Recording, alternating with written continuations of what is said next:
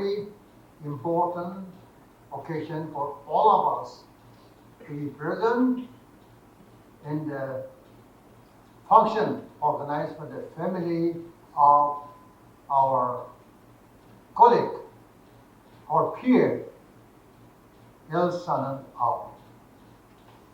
During our time, we have never used short name, Ao Sanan Ao. Chumadoshi Jamir. Numadamjan Aye. Maya Nokja. This was the style of that period of time. We only used the full name, not a short name. And that was the fashion during our generation. What was the dream of our generation at that point of time? Whether it is Pukula Osanan or Anaklayamo, for all of us, we have in our own mind already decided what we should be in building up Nagaland. We have never thought of many things, but we only thought only one thing, and that is we have dreams and dreams about Nagaland. And Nagaland should be a Nagaland united, harmonious, prosperous, progressive Nagaland, which can compete with the rest of the world. It was a dream that Nagaland should be an envy to the states of the country, even in the world. And what was the foundation of that generation of Nagaland?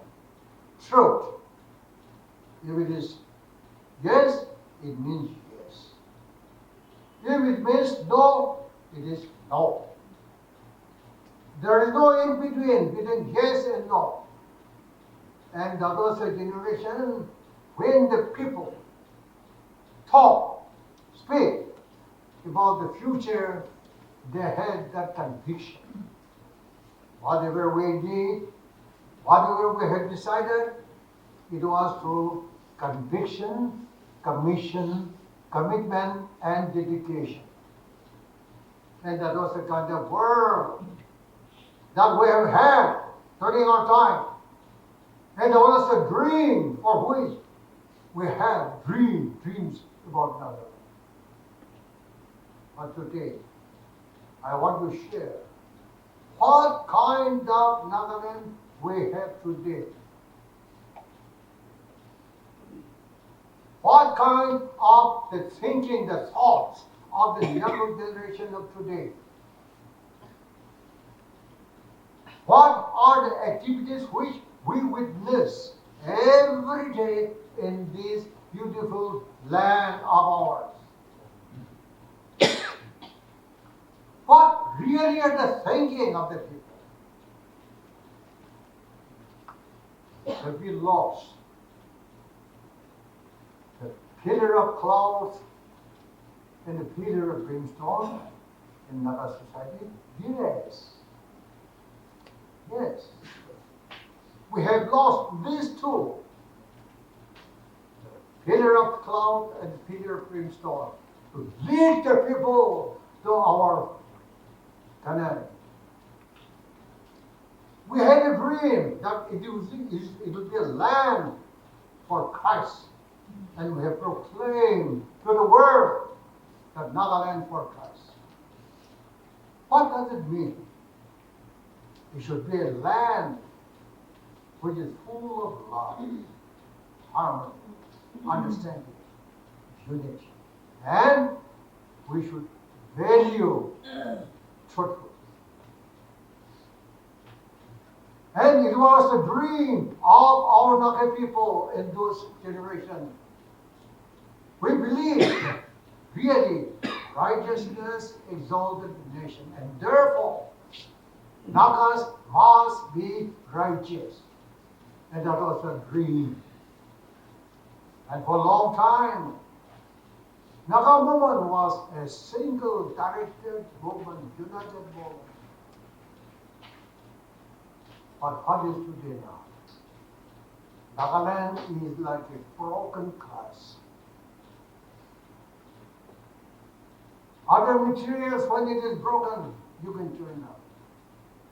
But when glass is broken, it's very, very difficult to join up the broken glasses. And we are witnessing the entire landscape of Naga equality on that moment. How? There are 26 faces today.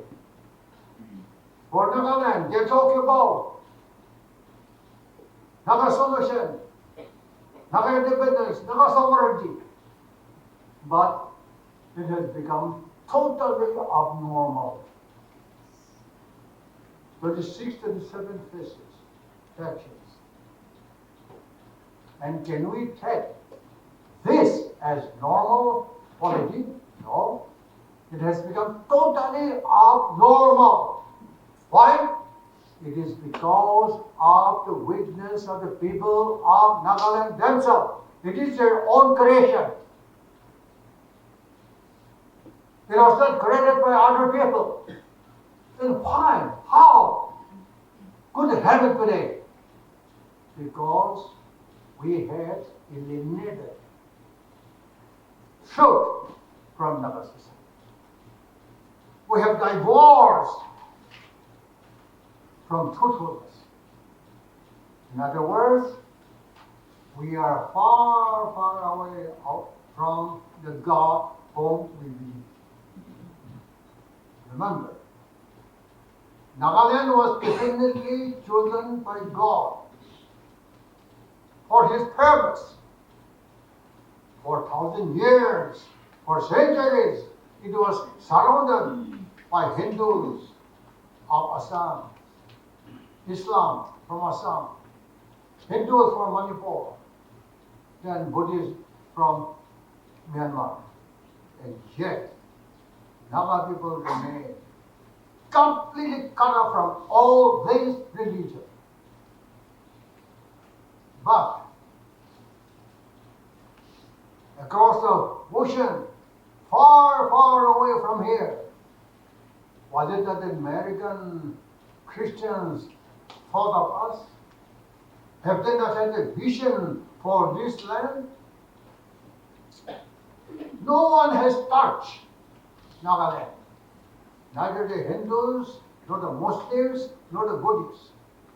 And yet, far away land, they dream a dream, and that is Nagaland fortress. Now that is the reason why today we are preserved. That is the reason why today we talk freely as a people, not as slaves, as a people. And yet, today, what are the paradigmatic view of our polity? Number one, people are disunited. Factionalism has become the real picture of Naga people. Again, the faces of tribalism, the heads of tribalism are coming out. Today, what do you hear in Nagaland? Tribal unity, clan unity, but no one talks about Naga unity. That is a dangerous trend which is prevalent in Nagaland. We read, Subi and Ankamis, they had, I think, a festival, or Jakasa, or Aus and Nights in South Africa. But one cannot hear anything about Nagas becoming united. What is this? And Naga people should remember that we are living in the 21st century. We are not living in the 20th nor 19th centuries. whatever have been relevant in 60s are no longer relevant today. Even 90s, not relevant. Because the world is quite different. Are we really giving up or upkeep to these changes in the world? No. No. Even today, people talk about only Islamic Commission. Today, you have mentioned. People are talking only about Islamic Commission, 1959. People are talking only about plebiscite, 1951. People are talking about 1947. That is bygone days. In English, we call it, it is bygone days. But you are living. You are not living in 1929. You are living in 2025. And what is with us today? 2025 is with us. Can we not build Nagaland as a robust land for our people? Should we not make Nagaland a peaceful, united Nagaland? Should not give space for our younger generation? And why should we talk only about yesterday?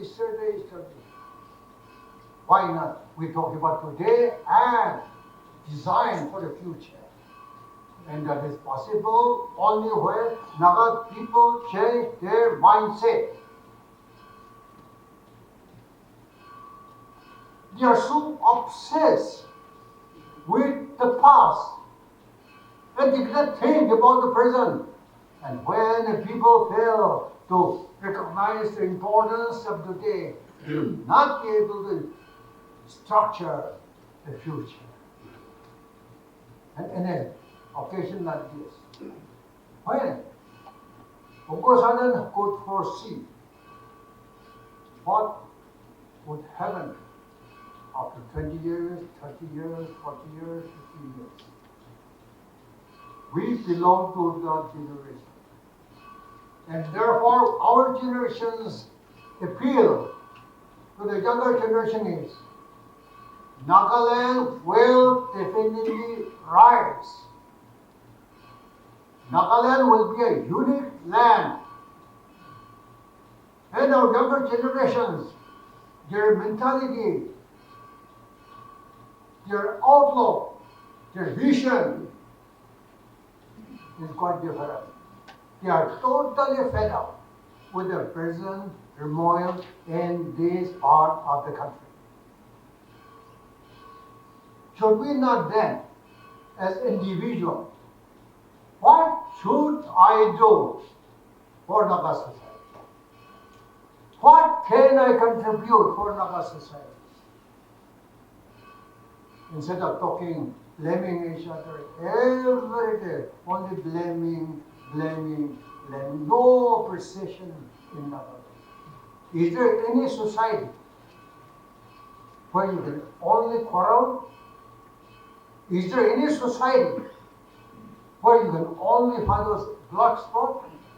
I think in Nagaland we should also look to the brighter side of the situation. The energy of the younger generation, the outlook, the vision of the younger generation, they are quite different from us. I always tell audience, when my mobile goes wrong, whom do I ask? Not even my son. I ask my grandson. How to rectify this my mobile? In 1 minute, you do like this. Oh, it is like this. And if this is so, are we not to talk design for those generation? Not our generation. Should we not think in terms of that generation who are much more advanced in science, in knowledge, in technology, everything they are much more advanced. And if leaders think about only the past, how can we design the future which can meet the needs of those younger generations who are much, much, much above us in their IQ. And that is the challenge we have to do. Then how to do it? I had some suggestions. How to do it? First and foremost is, number one is, let us realize also that we are the citizens of 21st century. If you can also recognize yourself, yes, I belong to 21st century citizen, then your outlook, your thinking, your action, everything will be in consonance with that 21st century's civilization. And if Nagas can imbibe the spirit of progress, a new civilization, there is no reason why people should forget about those good things. Secondly, as a Christian state, and we have already declared Nagaland for Christ. If it has to be built up on that foundation, our churches also should pay more attention to spiritual than materialism. Because there is competition between government departments and churches. And therefore, we are totally neglecting the spiritual aspect which really should strengthen our spiritual foundation. And that is utterly lacking today in Nagaland. People don't have faith now to go to church to pray. Special prayer meeting. Why? I think it requires a very deep study for the churches. Why they are animated to pray in their own church?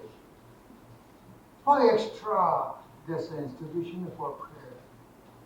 I think prayer, there's only one God.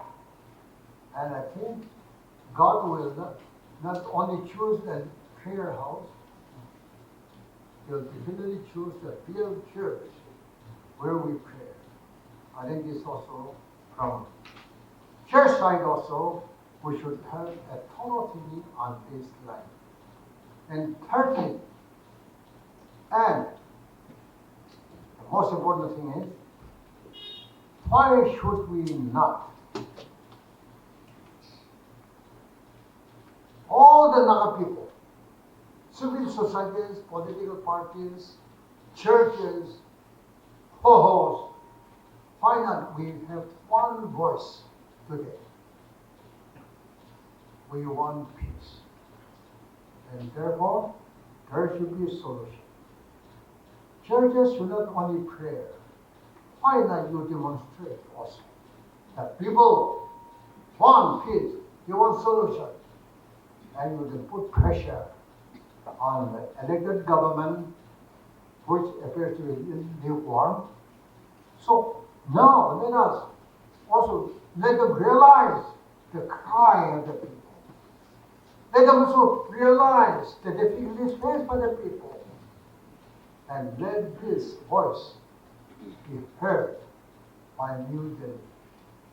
And once solution comes, all will be wholly overgrown.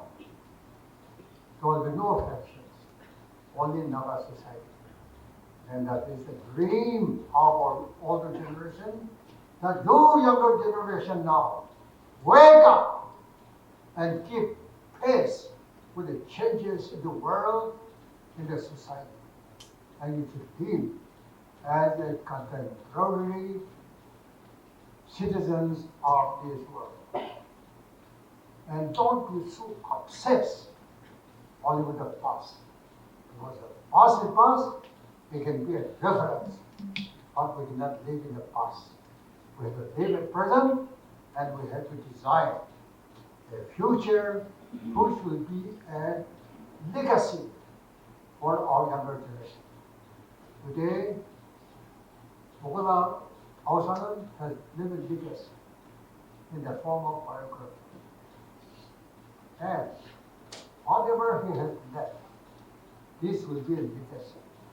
And therefore, the present generation also should leave a legacy for the younger generation of goodwill, of harmony, of unity, of peace, and what? Progress. I think these are the attributes to have if we want to build up a strong government. Thank you.